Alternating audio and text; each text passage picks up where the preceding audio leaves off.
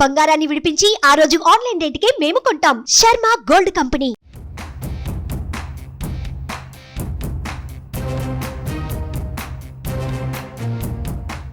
Telugu Desam party అత్యంత క్లిష్ట పరిస్థితుల్లో ఉంది.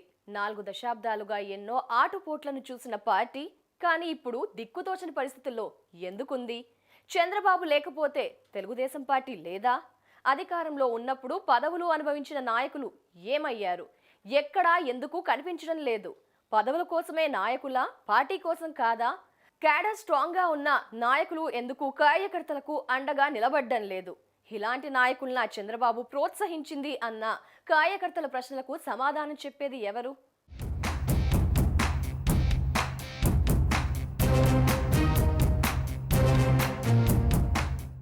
స్కిల్ స్కామ్ కేసులో టీడీపీ అధినేత చంద్రబాబు నాయుడు అరెస్ట్ అయి 40 రోజులుగా జైల్లో ఉన్నారు. బాబు ఎప్పుడు బయటకు వస్తారనేది $1 మిలియన్ ప్రశ్న. కోర్టులో ఈ వ్యవహారం జీడిపాకంలా సాగుతుందే కానీ ఇప్పట్లో తేలేలా కనిపించడం లేదు. వైసీపీ నాయకులైతే ఎన్నికల దాకా చంద్రబాబు బయటకు రారని చెబుతున్నారు. ఈ మాటలలో నిజానిజాల సంగతి ఎలా ఉన్నా వాళ్ళు చెబుతున్నదే జరిగితే పార్టీ పరిస్థితి ఏంటి అన్న ప్రశ్న కార్యకర్తలను ఆందోళన గురిచేస్తుంది. చంద్రబాబు అరెస్ట్ అయిన కొద్ది రోజులు కార్యకర్తలు బాగానే హడావిడి చేశారు.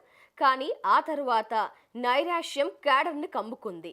తాము రోడ్ల మీదకు వచ్చిన నాయకులు కనిపించడం లేదనే భావన కార్యకర్తల్లో రోజుకి పెరిగిపోతోంది. గ్రౌండ్ లెవెల్లో ఈ అభిప్రాయం బలంగా ఉంది అనేది వాస్తవం. కార్యకర్తల అభిప్రాయంలో కూడా నిజం లేకపోలేదు. అక్కడక్కడ నిరసనలు వ్యక్తం చేస్తున్న నాయకులు మాత్రం పెద్దగా కనిపించడం లేదు. ఒకరు అరా వచ్చినా ఏదో మొక్కుబడిగా నిరసన కార్యక్రమాలు సాగుతున్నాయి అనేది టీడీపీ నేతలు అంగీకరించాల్సిన నిజం.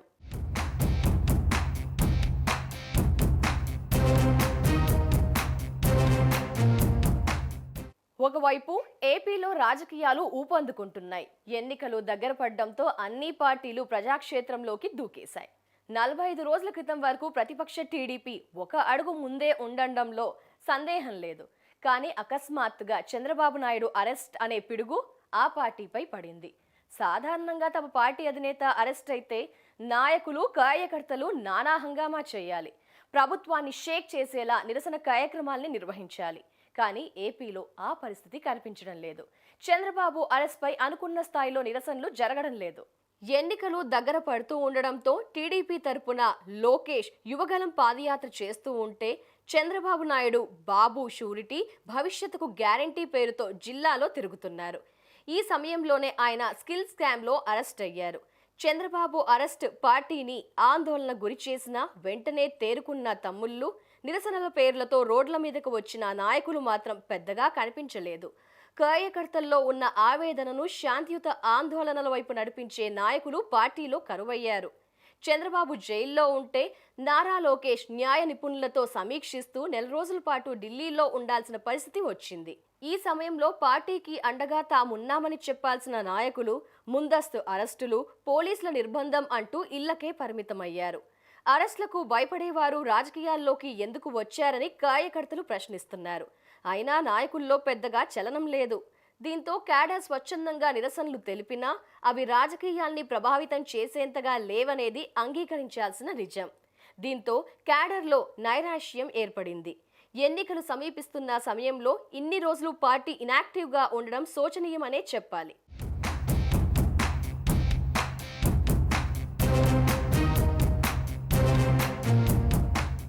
ఎన్నికలు దగ్గర పడుతున్న సమయంలో 40 రోజులు తక్కువ సమయం ఏమీ కాదు. చంద్రబాబు రిమాండ్ను కోర్టులు పదే పొడిగిస్తున్నాయి. ఎన్నికల్లోగా బాబు బయటకు రాకపోతే పరిస్థితి ఏంటి? బాబు లేకుండా టీడీపీ పోటీ చేయగలుగుతుందా? పార్టీ భవిష్యత్తు ఏంటి? పార్టీకి దిశానిర్దేశం చేసేదెవరు? కేవలం ములాఖత్లతో చంద్రబాబు పార్టీని నడపగలరా? చంద్రబాబు జైల్లో ఉండి సలహాలు, సూచనలు ఇచ్చినా వాటిని గ్రౌండ్ లెవెల్లో ఆచరణలో పెట్టాల్సింది సీనియర్ నాయకులే. తెలుగుదేశం పార్టీకి సంక్షోభాలు కొత్త కాదు. దశాబ్దాల అనుభవం ఉన్న పార్టీ. అలాంటి పార్టీలో సెకండరీ గ్రేడ్ నాయకులు కష్ట సమయంలో కనిపించకపోవడంపై కార్యకర్తల్లో తీవ్ర అసంతృప్తి వ్యక్తమవుతోంది. ఎన్నికల సమయంలో తమ నాయకుల్ని తామే విమర్శించడం సరికాదని తమకు తామే సర్ది చెప్పుకుంటున్నారు. పార్టీలో దశాబ్దాల అనుభవం ఉన్న నాయకులు చాలా మంది ఉన్నారు. అధికారంలో ఉన్నా లేకున్నా చంద్రబాబుకు సైతం సలహాలు సూచనలు ఇచ్చేది వీళ్ళే. కానీ వీళ్ళందరూ ఇప్పుడు ఏమయ్యారు? కేవలం పార్టీ కార్యాలయాలకు పరిమితమై ప్రెస్ మీట్లతో సరిపెడుతున్నారనే భావం పార్టీలో రోజు రోజుకి పెరిగిపోతోంది. చంద్రబాబును అరెస్ట్ చేసిన మొదట్లో వైసీపీ క్యాడర్లో కూడా కొంత వ్యతిరేకత వచ్చింది. ఎన్నికల సమయంలో జగన్ తీసుకున్న నిర్ణయం పార్టీకి మైనస్ అవుతుందేమో అని భయపడ్డారు. కానీ టీడీపీ నేతల పనితీరు చూశాక వైసీపీలో మరింత నమ్మకం పెరిగింది. బాబు లేనిదే పార్టీ నడవదని నమ్మకం వచ్చాక సింపతిని లైట్ తీసుకున్నారు. పవన్ కళ్యాణ్ కూడా టీడీపీ బలహీనపడిందని కామెంట్ చేశారంటే పరిస్థితి ఎలా ఉందో అర్థమవుతోంది.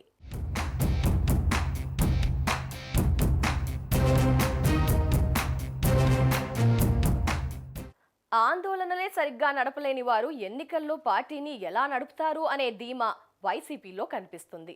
అందుకే టీడీపీ విమర్శలకు ఏమాత్రం తగ్గకుండా ధీటుగా వైసీపీ సమాధానాలు చెబుతోంది. పైగా కోర్టుల్లో విచారణ కూడా టీడీపీ కార్యకర్తల్లో రోజు రోజుకి నిరుత్సాహాన్నే నింపుతుంది.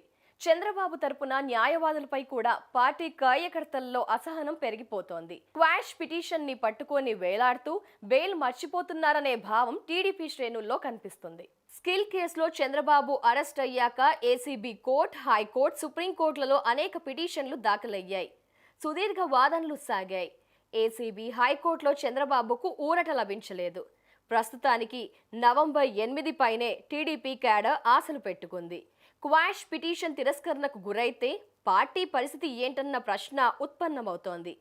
ఈ కేసులో చంద్రబాబు లాయర్లు సెక్షన్ 17A పైనే ఎక్కువగా ఫోకస్ పెట్టారు. బెయిల్ కంటే క్వాష్కే ప్రాధాన్యత ఇవ్వడంతోనే చంద్రబాబు బయటకు రావడం ఆలస్యమవుతుందని కొంతమంది న్యాయ నిపుణులు అభిప్రాయం. చంద్రబాబు లాయర్ల తీరు వెనక కారణం లేకపోలేదు. క్వాష్ కాకుండా బెయిల్ అడిగితే fibre net, inner ring road, Angallu కేసుల్లో అరెస్ట్ చేసే అవకాశం ఉంది. అందుకే బాబు లాయర్లు క్వాష్ కోసం పట్టుబడుతున్నారు. స్కిల్ కేసే ఇన్ని రోజులు పడితే మిగిలిన కేసులన్నీ కలిపి ఎన్ని రోజులు పడుతుందనేది $1 మిలియన్ ప్రశ్న.